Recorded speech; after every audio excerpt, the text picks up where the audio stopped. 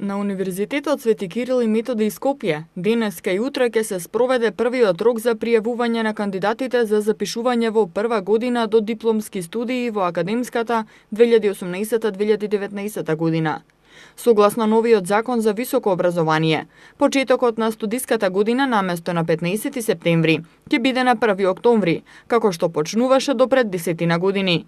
Според конкурсот кој Универзитетот Свети Кирил и Методи го објави во јуни, слободни се вкупно 11.661 место, од кои за редовни во државна квота има 5.913, редовни со кофинансирање на студиите 4.573 и за вонредни студенти 1.175 места.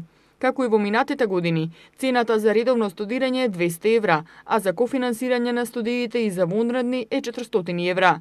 Условите и критериумите за запишување и потребните документи се појаснети во конкурсот, објавен на веб страницата ukim.edu.mk. Вториот рок за упис на УКИМ е на 13 и 14 септември, а третиот рок на 24 септември на факултетите на кои ќе има слободни места.